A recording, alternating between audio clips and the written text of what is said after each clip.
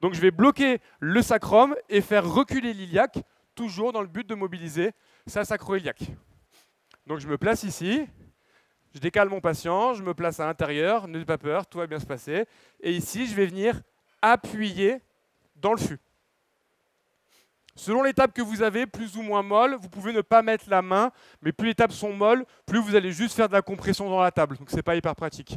D'où l'idée d'avoir votre point fixe qui bloque au niveau du sacrum et votre axe de poussée en lien avec la mobilité de l'iliaque. Toujours pareil, est-ce que ça redéclenche la douleur que tu connais? Et vous pouvez comparer avec votre côté opposé, parce qu'on l'a pas vu ensemble, mais dans les douleurs de sacro-iliaque, en général, même si comme tu disais, ça peut descendre, surtout s'il y a de l'inflammation, c'est quand même plutôt des douleurs en points. Toujours pareil, dans mon interrogatoire, si mon patient me dit j'ai mal au dos plutôt en barre, ou j'ai un point ici au-dessus de la fesse, moi tout de suite, je ne vais pas partir dans la même direction. Sacro-iliaque, le patient va quasiment vous montrer sa sacro-iliaque. Donc ça, c'était le troisième test. Ensuite, tu vas te mettre de l'autre côté face à ton public. Là, on va venir à l'inverse, l'opposé. Tout à l'heure, on est venu pousser ici. Là, maintenant, je vais plutôt essayer de venir ici. Donc, en fait, je vais essayer d'ouvrir ces sacro-iliaques à ce niveau-là. Je vais tracter les deux iliaques vers l'avant et je vais essayer de les rapprocher. Là, je viens me placer au niveau de sa crête iliaque. J'essaie d'être bien au-dessus. Pareil, ça écrase un peu le patient, donc vous le prévenez. Je fais la compression et je le reteste. Et pour finir, sur le ventre, le dernier test, c'est-à-dire que là, on était venu ouvrir à fond ici les sacro-iliaques. Et là, en fait, ce que je vais faire, c'est que je vais venir pousser plutôt en regard du sacrum directement pour venir avancer mon sacrum. Mes deux iliaques sont bloqués par la table. Et je regarde une fois encore, est-ce que oui, non, ça déclenche? Tu te mets sur le ventre. Je viens pousser ici et je pousse vers le bas, légèrement vers les pieds. J'ai donc mes 1, 2, 3, j'ai les 5, hein, je suis oublié. J'ai donc, merci beaucoup, mes 5 tests. Pardon. Une fois encore, qu'est-ce qu'on en fait? C'est très simple. Si tous les tests sont positifs, ça pue. Et en général, si tous les tests sont positifs, c'est que dès que vous faites bouger la sacro-iliaque de votre patient, c'est douloureux. On est plutôt sur une sacro-iliaque inflammatoire. Ça ne veut pas dire que ce n'est pas à prendre en charge en kiné. Mais il faut essayer de comprendre pourquoi est-ce que sa sacro-iliaque est inflammatoire. Est-ce qu'il y a une pathologie inflammatoire en dessous? Et donc dans ce cas-là, c'est pour ça que je vous dis en général, ça passe d'abord par la case médecin qui est censée avoir exclu cette maladie inflammatoire. Mais on va dire que des fois, il manque de temps et que c'est notre taf. Donc c'est à vérifier. Ou alors est-ce qu'elle est juste tombée, elle fait de l'équitation, elle a fait une mauvaise chute, elle a pris un coup au niveau du bassin et sa sacro-iliaque est inflammatoire. Mais en tout cas, ce qui est sûr, c'est qu'il faut avoir compris pourquoi il y a l'inflammation et que nos techniques, elles ne vont pas essayer de venir bourriner en mode ta sacro-iliaque, elle te fait mal, elle ne bouge pas assez, mais plutôt essayer d'avoir un effet anti-inflammatoire. Et pour ça, on a plein de choses. On va avoir les exercices musculaires, on va avoir le travail cardio à distance, on peut avoir du massage, on peut avoir de la thérapie manuelle. On a énormément d'outils là-dessus. Si maintenant, on n'a pas 5 tests qui sont douloureux, qu'on a plutôt 4, 3, 2, une fois encore, selon les articles, ce n'est pas les mêmes valeurs, mais en gros, moins vous avez de tests positifs, plus vous êtes en mode ma sacro-iliaque est douloureuse, mais elle n'est pas inflammatoire. Et si vous avez 0 ou 1 test positif, c'est plutôt c'est pas ma sacro-iliaque qui m'embête. Donc vous voyez un petit peu comment on peut fonctionner. Une fois encore, hein, ce n'est pas la méthode magique, c'est une manière de raisonner en kiné. C'est je connais une dizaine d'étiologies, on est en train de les voir un peu une par une, on va accélérer. J'ai mon interrogatoire qui me permet de dire et j'ai mes tests qui vont me permettre à chaque fois d'affiner, d'éliminer des coupables. Une autre cause de douleur de dos qu'on pourrait avoir régulièrement au cabinet, est-ce que ça vous parle? Des idées? Comment? Alors musculaire, c'est intéressant. Musculaire, je suis d'accord avec toi, on va avoir 2 principales causes musculaires. Il y en a une qu'on vous a représentée.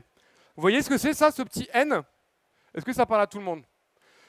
Petit rappel anatomique très rapide. Au niveau du dos, on a des grands muscles, hein, le grand dorsal, les paravertébraux, les érecteurs du rachis, qui se divisent en petits sous-groupes, mais on ne va pas les faire parce que je ne me rappelle plus des noms. Et on a ensuite des petits muscles qui sont à chaque étage. Donc vous avez des interépineux, des intertransversaires et des épineux transversaires, pour vous la faire très simple. Ces muscles peuvent être cause de douleur.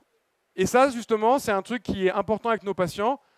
Ça, quand ça déconne, c'est je me suis déplacé une vertèbre. Attention, je n'ai pas dit qu'on se déplaçait une vertèbre. Je sais que c'est filmé. Mais c'est ce que va vous dire votre patient et c'est ce qu'il va ressentir. C'est votre patient qui va vous dire « j'ai un point dans le dos, je sens que je suis bloqué ». En général, il ne va pas chez le kiné, il va plutôt chez l'ostéo. Il n'a qu'une envie, c'est qu'on le mette en limbarole et qu'on lui fasse sauter la vertèbre en question. Les ostéos ont eu un travail à faire sur l'explication qu'ils donnaient à leurs patients, mais en réalité, c'est ce qu'ils faisaient. Est-ce que tu peux revenir, s'il te plaît? En réalité, en ostéopathie, quand on va avoir une action très localisée là-dessus, ce qu'ils font, quand ils font craquer la vertèbre, quand ils remettent la vertèbre en place, ok, on sait maintenant que ce n'est pas le cas, en réalité, ils vont juste venir faire un stretch, un étirement rapide à l'étage. Mets-toi sur le côté face à moi. Donc votre patient qui va se sentir bloqué, évidemment. On a éliminé l'inflammatoire parce que si vous vous trompez et qu'en fait, il n'a pas du tout ça, mais qu'il a une inflammation de son disque, ça c'est le patient qui vous dit « je suis allé chez l'ostéo et maintenant je me sens moins bien ». C'est l'ostéo qui avait pensé qu'il avait juste besoin de mobiliser la vertèbre à l'étage pour redonner de la mobilité, mais en fait, il était sur un patient qui avait un disque qui était en phase inflammatoire et il lui a fumé son disque. Avance-toi un tout petit peu vers moi. Donc, l'idée, ça va être de venir ici. On va essayer de bloquer à peu près un étage. Je te prends l'autre bras, s'il te plaît. On vient bloquer ici l'étage du dessus. Je n'importe quoi, fais voir, ton toucher vers moi, s'il te plaît. Allez, on va dire qu'on était sur du L3. Donc, en gros, j'essaie de bloquer plutôt L5, L4. Je vais bloquer un peu plus la main sous la tête, L1, L2. J'ai l'étage en question ici. Je vais me mettre dans la position. Inspirer, souffler. Je manipule. Ni plus ni moins. Qu'est-ce qu'il a fait? Il a bloqué en dessous, bloqué au-dessus et venir faire de manière très rapide. Et des fois, on voit des vidéos sur Internet où les mecs ils font ça, ils font et rac, ils sautent dessus et après on s'étonne que les patients ils ont mal. Là, le mec il a juste fait la technique de la serpillière. Hein. Il a fait ça, il a essoré le patient. Non, l'idée c'est d'être précis. Je vous invite à aller voir le compte de David Ferreira qui est ostéo et qui manipule de manière très précise avec peu d'amplitude à l'étage. Je suis kiné et ostéo, je ne pense pas que l'ostéopathie soit mauvaise, je pense juste qu'elle est mal pratiquée. Et quand les patients vont moins bien, ce n'est pas parce qu'ils n'auraient pas dû aller chez l'ostéo, c'est peut-être que l'ostéo, il a bourriné. Mais les kinés, pareil, on a tous des bons médecins, des bons kinés, etc., etc. Et donc l'idée, c'est de venir ici, je cherche l'étage en question et je vais venir manipuler. Mais il y a un autre courant de l'ostéopathie. Celle-là, ce serait l'ostéopathie structurelle, qui est en gros, la vertèbre, elle ne veut pas tourner, elle est gênée, elle est bloquée à droite. Je mets un grand chassé dedans et je la fais tourner à droite. Ou alors, ça va plutôt être, ok, je me dis que je vais essayer de la faire plutôt aller dans l'autre sens doucement et je vais venir faire des contractions à l'étage. Et donc, le patient, il va être ici, je vais le mettre dans la même position. Et là, je vais plutôt lui dire, ok, dans cette position, tu essaies de reculer la fesse vers la table. Et tu relâches. Ou alors, tu essaies de pousser ici ton tronc contre moi. Et tu relâches. Ça marche tout aussi bien. La bonne nouvelle, c'est qu'aujourd'hui, la science nous montre qu'on n'a pas besoin forcément de manipuler. On ne sait pas manipuler à l'étage. C'est-à-dire qu'on pense manipuler L3 et en fait, on peut manipuler L en dessous ou au-dessous et ça fait tout aussi du bien à nos patients. Et les contractions musculaires associées vont faire du bien. Donc ces patients-là, c'est des patients assez faciles d'un point de vue sur les pathologies musculaires. En fait, il faut juste réussir à refaire bouger, à remettre du mouvement dans la zone. On ne comprend pas très bien pourquoi est-ce qu'on aurait ces muscles aujourd'hui qui se seraient spasmés, tendus. Utilisez le synonyme que vous voulez parce qu'une fois encore, on n'a pas d'explication concrète. Mais en gros, d'essayer de remettre du mouvement à l'étage, ça fait du bien. Le fait de remettre du mouvement de manière générale, ça marche aussi. Merci beaucoup. Donc ça, c'était ce que nos patients appellent la vertèbre bloquée, la vertèbre déplacée, etc. Mais souvent, ils vont plutôt chez l'ostéo que chez nous. Il y a une autre symptomatologie dont on n'a pas parlé, qu'on voit au cabinet, plutôt des patients âgés. Là, j'ai deux étiologies. Une qu'on vous a présentée et une que je vais vous expliquer. Est-ce que ça vous parle? Qui peuvent créer des douleurs de dos, patients, la soixantaine. Ouais, tu peux dire plus fort? Exactement, canal lombaire étroit. Pour vous la faire très très simple. Le canal lombaire étroit, donc on a vu au niveau du dos, on a les vertèbres. À l'intérieur de cette vertèbre passe la moelle épinière ou une partie des nerfs. Avec le temps, avec l'âge, vous avez donc un canal qui progressivement va se rétrécir. Donc cette fois, qu'est-ce qui va vous aider, vous, dans votre bilan initial? Ça va être l'âge du patient. Un canal lombaire étroit à 20-30 ans, c'est hyper rare. Ça va plutôt commencer à 50, 60 ans. La douleur, ça fait des douleurs dans les deux jambes. C'est-à-dire que c'est les patients qui vont vous décrire le trait du nerf sciatique, mais des deux côtés. Ça, c'est extrêmement rare quand c'est purement le disque. En général, si le disque il appuie sur le nerf, ou en tout cas que le nerf est inflammé, c'est parce qu'il y a une hernie, une protrusion qui va appuyer sur le nerf, qui va vous déclencher. C'est très rare que le disque bombe des deux côtés. Ou alors il peut bomber au milieu, mais ça ne fait pas beaucoup d'irradiation. Donc un patient qui vous écrit des trajets dans les deux jambes, vous pouvez y penser beaucoup plus. Il y a un signe très spécifique du canal lombaire étroit. Vous la connaissez ou pas? Oui. Exactement, la claudication intermittente. La claudication intermittente, ça va être les patients qui vont vous dire sur un canal lombaire étroit, je marche, tout va bien. À un moment donné, j'ai mes douleurs qui commencent à apparaître au niveau du dos, ça commence à fortement descendre, je ne peux plus marcher, je suis obligé de m'asseoir. Ça va mieux, je peux repartir marcher. Ça, c'est typique du canal lombaire étroit. Parce qu'il y a ce manque de place justement au niveau du canal. Et ce qui est cool, c'est que ce que tu viens de nous expliquer, la claudication intermittente, ça nous rappelle au premier point qu'on a vu, qui était la préférence directionnelle. C'est quoi la préférence directionnelle d'un canal lombaire étroit? C'est la flexion. Ils sont mieux en flexion, vos canals lombaires étroits. Pourquoi? Parce que quand on est en flexion, on ouvre un petit peu le canal. Donc c'est des patients qui vont avoir un autre signe qu'on va appeler le signe du caddie, qui vont plutôt marcher, poser sur leur caddie, mais en tout cas légèrement vers l'avant. Quand on est debout, je vous l'ai expliqué tout à l'heure sur l'hernie discale, on est plutôt en extension. Donc on ferme un petit peu le canal. Et donc à un moment donné, ils ont besoin de réouvrir leur canal. Ils s'assoient, ça leur fait du bien, et ils peuvent repartir. C'est des patients où si vous vous dites, vas-y, je fais ma quinzie, je leur fais faire des extensions, vous allez aggraver leurs symptômes. Ils ne réagissent pas bien à l'extension. Ils n'aiment pas quand leur dos part en extension, ils préfèrent partir en flexion. Donc ça, c'est typique du canal lombaire étroit. Maintenant, il y a une autre étiologie qu'on peut retrouver chez les personnes âgées aussi, qu'on vous a représenté plus tôt ici. Ce n'est pas une vertèbre qui saigne. Ce serait quoi? Le truc de vieux. Ah ouais, l'arthrose.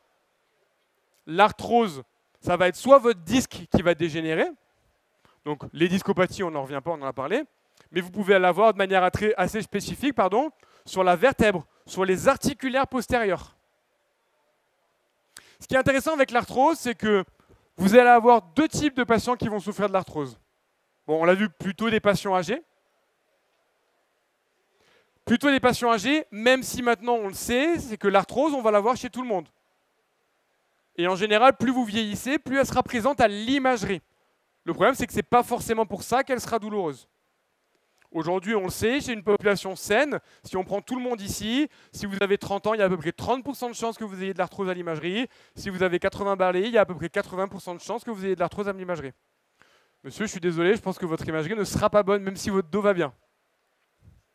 Ça, c'est normal et c'est important de l'expliquer au patient parce que si le patient se catégorise comme « je suis arthrosique, c'est normal que j'ai mal », vous allez avoir beaucoup plus de difficultés à le faire bouger et à le faire adhérer à vos exercices. Donc en général, on va le voir à l'imagerie, mais ce n'est pas forcément douloureux. Et une fois qu'on sait que c'est le cas, vous allez avoir le patient qui bouge trop et le patient qui ne bouge pas assez, qui va vous ramener sur le mécanique et inflammatoire de tout à l'heure, je vous explique. Un patient qui est arthrosique, qui ne bouge pas assez, ça va être le petit vieux un peu sédentaire. Et au final, sa lombalgie, sa douleur de dos, vous allez la traiter très facilement. Qu'est-ce qu'on lui fait faire? Des exos. Chez ces patients-là, la préférence directionnelle, c'est le mouvement. C'est le fait de les faire bouger plus. Le problème, c'est que souvent, quand on les fait bouger, ils sont douloureux et ils ont peur de bouger. Parce qu'on leur a dit qu'ils avaient un dos avec de l'arthrose.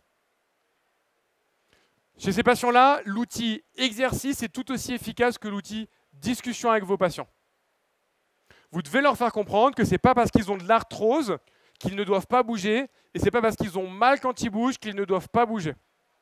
Ce qui va nous intéresser, c'est plutôt quand je bouge, comment ça réagit après. Évidemment, un patient qui n'a pas bougé depuis longtemps et qui a de l'arthrose, si vous lui faites faire 200 squats, il aura mal pendant très longtemps. Et ça, c'est justement ce lien entre le mécanique et l'inflammatoire. Le mécanique, je bouge, j'ai mal, c'est normal dans le cas de l'arthrose, il faut y aller. Mais si vous leur en donnez trop, vous allez les faire tomber dans de l'inflammatoire. Et c'est là où ça va devenir problématique. C'est que vous allez leur faire bouger, ils vont avoir mal pendant une semaine. Et ils vont dire, vous voyez, vous m'avez fait bouger, j'ai de l'arthrose, je vous avais dit que je n'aurais pas dû. En fait, vous avez trouvé le bon exo, mais vous n'avez pas trouvé le bon dosage. Vous lui avez prescrit un médicament qui était de faire des squats, mais vous ne lui avez pas donné la bonne posologie.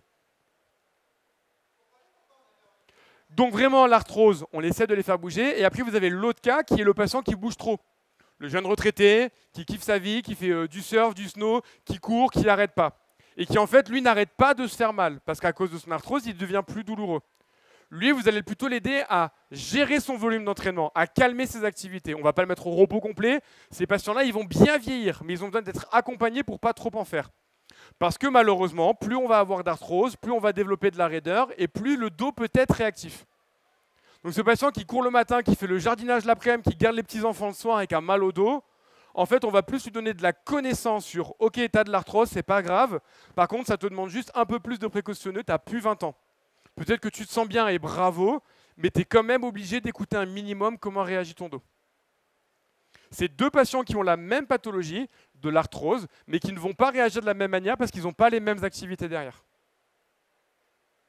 Il y en a un qui va être très mécanique et l'autre qui peut être mécanique mais qui va tomber dans l'inflammatoire selon ce que vous allez lui faire faire. Il y a un petit dernier cas dont on n'a pas parlé, qu'on va retrouver plutôt, je vous aide pour essayer de lui poser le diagnostic, plutôt des femmes assez jeunes. Est-ce que ça vous parle? Plutôt qui auraient pratiqué dans le passé des sports de souplesse, gym, natation, danse. Ouais, exactement, bravo. Le spondylo ou spondylolisthésis, c'est un patient, ou plutôt une patiente, plutôt souple, qui va vous décrire à nouveau des douleurs lombaires, en général plutôt en barre ou en point, avec des irradiations qui peuvent arriver, mais qui descendent jamais très bas, et elle va vous décrire plutôt un truc comme ça. Plutôt fesses que cuisse, mais ça peut arriver dans la cuisse. L'irradiation qu'elle ressent, ce n'est pas le nerf qui descend, c'est juste qu'on peut avoir des douleurs projetées. Est-ce qu'on a une préférence directionnelle sur les spondylos? Ouais. Les spondylos, qu'est-ce qu'ils n'aiment pas? Qu'est-ce qu'elles n'aiment pas? Comment? Ouais, de l'extension. Et d'ailleurs, c'est un des tests qu'on peut utiliser. Tu peux te mettre sur le ventre. Cette fois, ça ne va pas fumer le body painting. J'ai vu que tu t'ennuies un peu. Le spondylo, on va essayer de majorer leur extension, essayer de comprendre est-ce que oui ou non ça redéclenche. Soit avec le test type Cobra Mackenzie, mais vous pouvez aussi venir ici en lui demandant de relâcher les jambes. Vous-même, gardez les genoux tendus par contre, cherchez de l'extension à ce niveau-là. Plus vous allez monter, plus vous allez la mettre en extension, mais en augmentant la pression au niveau du dos. Les spondylolisthésies, ça réagit aussi beaucoup comme des instabilités. Et du coup, là, c'est des tests que je vais vous montrer. Un test qui n'est pas très fiable, mais qui est mieux que de ne pas avoir des tests. Et toujours pareil, au cabinet, vous, quand vous avez un patient lombalgique, c'est vraiment une enquête. Ok, c'est une femme. Ok, elle a fait un sport de souplesse. Ok, elle décrit une douleur plutôt dans le bas du dos, plutôt quand elle court. Bah, si mon test est positif, ça me fait une bille supplémentaire. Par contre, c'est un mec, il est sédentaire, il a fait du rugby, il a mal quand il est assis pendant longtemps, et le test que je vous montre là, il est positif. Il ne faut pas être borné. Là, la probabilité que ce soit un spondylo, il est faible, même si vous avez un test de positif. C'est le cumul de bilan interrogatoire et test qui vous permettent de vous aider sur votre diagnostic. Tu vas venir te mettre sur le ventre, s'il te plaît, mais cette fois, descendre les pieds au sol. J'ai pas du tout bien décrit le truc. Ouais, exactement, bravo. Tu descends à fond, à fond, à fond, à fond, à fond, à fond. Là, tu vas venir toi-même monter les jambes le plus possible. Donc là, en fait, tu reposes. Quand elle fait ça, elle va juste venir faire une extension au niveau du bas du dos avec les muscles érecteurs du rachis. Donc moi, dans un premier temps, je vais essayer de refaire l'extension qu'on a vue là et je vais regarder est-ce que ça redéclenche. En théorie, ça devrait redéclencher sa douleur. Parce que je lui fais faire de l'extension sur l'étage. Mais il y a aussi d'autres choses qui peuvent lui faire mal. Donc je vais essayer de les exclure. Donc là, je vais te demander de relever les jambes à nouveau. Tu vas garder les pieds collés. Tu vas juste pas monter très très haut. Encore un peu plus bas, plus bas, plus bas. Voilà. Si elle monte trop, elle repart en extension. Là, en faisant ça, elle est plutôt en position neutre. Par contre, elle a activé les muscles du dos. Et moi, j'essaye de refaire mon extension en manuel en mettant la même force.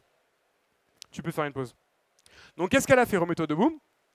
Moi, tout à l'heure, je l'ai emmenée en extension. J'ai majoré son spondylo. J'ai regardé si elle avait mal. Et ensuite, en mettant la même force, parce que si vous mettez plus fort, ça ne marche pas, elle active ses paravertébraux qui auraient plutôt pour but de stabiliser. Et je refais la même chose. Et je regarde si ça limite ses douleurs. Tu peux revenir sur la table, s'il te plaît Je rigole. Un autre test pareil, qui n'est pas supra fiable, mais qui peut vous aider, ça va être de te mettre sur le dos. Toujours pareil, on essaie de faire ce qu'on appelle de la modification de symptômes. J'ai un test, comment je peux le changer? Là, je lui ai demandé de pousser contre moi avec sa jambe. ici. Donc là, elle n'est pas en extension, mais c'est plutôt, en fait, je vais la mettre en porte-à-faux pour mettre un peu d'extension et regarder soit sur un spondylot, soit sur une instabilité, est-ce que c'est positif? Donc en gros, tu pousses à fond, ça redéclenche la douleur, et ensuite, moi, je vais essayer de modifier au niveau de son tronc les paramètres pour voir si j'arrive à avoir moins de douleur. Et j'ai plusieurs paramètres là-dessus. Je peux soit déjà, premièrement, lui faire juste plier la jambe et pousser. À nouveau contre moi, perdu, ici. C'est moi, c'est que je n'ai pas été assez clair. En faisant ça, du coup, en étant en flexion ici, elle va moins facilement creuser au niveau du bas du dos. Donc en théorie, si je suis dans la bonne étiologie, le test va être moins douloureux. Je peux aussi lui demander, par exemple, dans cette position, de venir rentrer le ventre le plus possible tout en continuant de respirer. En faisant ça, je lui mets une petite prétention à l'avant au niveau du transverse. Donc tu rentres bien le ventre et là, tu recommences. Tu pousses vers moi. Et je regarde est-ce que oui ou non, elle a moins de douleur. Une autre façon de faire, cette fois, je vais plutôt... Celle-là, elle fait poids mort, donc tu vas toute seule lever la jambe. Moi, je vais venir comprimer ici, au niveau de son bassin, pour essayer de stabiliser ses sacro-iliaques. Et tu relèves à nouveau la jambe. Et je regarde, donc là, elle se fait elle-même le poids fixe parce que je n'ai que 2 mains. Et je regarde si ça modifie ses symptômes. Tu peux... Attends, merci beaucoup. Et ça va m'aider parce que si elle va mieux en activant son transverse, c'est pas la même chose que si elle va mieux quand moi, je stabilise ses sacro-iliaques. Et c'est pas la même que si elle va mieux quand je la mets en flexion au niveau du rachis. Mais par contre, moi, ça me donne des axes de traitement qu'elle va pouvoir derrière refaire à la maison. Et donc, vous voyez, par rapport à tout ça, vraiment, on va arriver sur la fin, c'est de se dire, je connais une dizaine de causes d'étiologie, et il y en a encore d'autres. Là, on a pris les plus classiques, il y en a d'autres qu'on voit moins régulièrement au cabinet, il y en a qui sont aussi des drapeaux rouges, donc des choses qu'il faut exclure. Mais de se dire, j'ai mon patient, déjà, je connais son âge, son sexe, ça va m'aider. Ensuite, l'interrogatoire, ses antécédents sportifs. La manière dont il va décrire ses douleurs, est-ce que c'est une barre, est-ce que c'est un point, est-ce que ça irradie, si ça irradie, est-ce que c'est diffus, est-ce que c'est précis, un fil, est-ce qu'il y a le signe durmérien, douleur à la toux, éternuement, défécation, rire. Et après, une fois que j'ai tout ça, sur mes 10 causes, j'en ai peut-être plus que 3 en test, et sur ces 3 en tête, j'ai mes tests. Est-ce qu'elle est mieux en flexion, est-ce qu'elle est mieux en extension? Est-ce qu'elle est mieux avec du renfort ou est-ce qu'elle est mieux lorsque je la stabilise? Vraiment, à chaque fois, posez-vous cette question. Bilan, interrogatoire, éliminer les étiologies, mettre en place un traitement et réévaluer. Le dernier point pour conclure, quel est le gros point négatif? Là, c'est un gros bonus si la personne trouve, de tout ce que je viens de vous expliquer. C'est un courant de pensée qui se développe beaucoup, on en a beaucoup parlé, et là, il faut le garder en tête parce qu'en fait, c'est un prisme que j'ai mis à la poubelle volontairement aujourd'hui, mais que vous ne devez pas oublier dans vos cabinets. Quelqu'un a une idée? Là, aujourd'hui, j'ai quasiment été un kiné des années 80. Je ne vous ai parlé que d'un modèle biomédical. C'est le seul point noir de ce que je vous ai expliqué aujourd'hui, c'est que c'est un tissu, une douleur, biomécanique, biomédicale. C'était la vision qu'on avait de la douleur dans les années 80. Et je conclurai vraiment sur ça aujourd'hui, c'est qu'aujourd'hui, notre kiné, notre métier a évolué sur un modèle bio-psycho-social, qui va prendre en compte les craintes des patients, sa connaissance de sa pathologie, ses attentes, les impacts que ça va avoir sur sa vie pro, sur sa vie perso, sur sa famille, qu'il faudra aussi évaluer par votre interrogatoire. Donc ne l'oubliez pas, ne repartez pas que sur du biomécanique. Là, je vous ai fait quelque chose de très facile. Ça marche, c'est comme ça, c'est soit blanc, soit noir. Dans vos cabinets, ce sera plus fin, ce sera plus nuancé, ce sera plus gris, mais ça marche quand même très bien. Merci à tous pour votre écoute. Je serai juste à côté pour ceux qui le veulent pour vous parler si vous en avez besoin. Et merci beaucoup à notre cobaye qu'on peut applaudir grandement pour nous avoir prêté sa sacro-iliaque. Merci beaucoup.